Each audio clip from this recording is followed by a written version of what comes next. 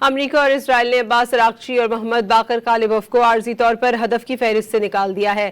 امریکی اخبار Wall Street Journal کے مطابق امریکی حکام نے کہا کہ امریکہ اور اسرائیل نے ایرانی وزیر خارجہ اور اسپیکر پارلیمنٹ کو 4 یا 5 دنوں کے لیے ہدف کی فہرست سے ہٹایا ہے۔ یہ اقدام ایسے وقت میں سامنے آیا ہے جب ٹرمپ ایران کے ساتھ جنگ بندی مذاکرات کے دعوے کر رہے ہیں۔ وال سٹریٹ جرنل کی رپورٹ کے مطابق ترکیہ، پاکستان اور مصر سے تعلق رکھنے والے ثالث جلد امریکہ اور ایران کے مذاکرات کاروں سے ملاقات کے لیے زور دے رہے ہیں۔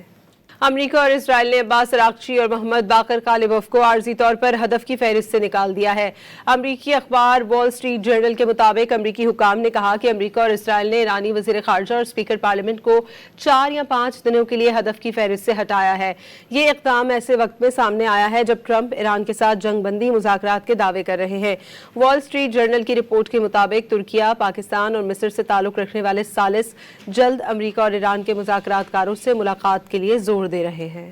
امریکہ اور اسرائیل نے عباس عراقچی اور محمد باقر کالباف کو عارضی طور پر ہدف کی فہرست سے نکال دیا ہے۔ یہ اقدام ایسے وقت میں سامنے آیا ہے جب ٹرمپ ایران کے ساتھ جنگ بندی مذاکرات کے دعوے کر رہے ہیں۔ وال سٹریٹ جرنل کی رپورٹ کے مطابق ترکیہ، پاکستان اور مصر سے تعلق رکھنے والے امریکہ اور اسرائیل نے عباس عراقچی اور محمد باقر کالباف کو عارضی طور پر ہدف کی فہرست سے نکال دیا ہے۔ امریکی اخبار وال سٹریٹ جرنل کے مطابق امریکی حکام نے کہا کہ امریکہ اور اسرائیل نے ایرانی وزیر خارجہ اور اسپیکر پارلیمنٹ کو 4 یا 5 دنوں کے لیے ہدف کی فہرست سے ہٹایا ہے۔ یہ اقدام ایسے وقت میں سامنے آیا ہے جب ٹرمپ ایران کے ساتھ جنگ بندی مذاکرات کے دعوے کر رہے ہیں۔ وال سٹریٹ جرنل کی رپورٹ کے مطابق ترکیہ، پاکستان اور مصر سے تعلق رکھنے والے ثالث جلد امریکہ اور ایران کے مذاکرات کاروں سے ملاقات کے لیے زور دے رہے ہیں۔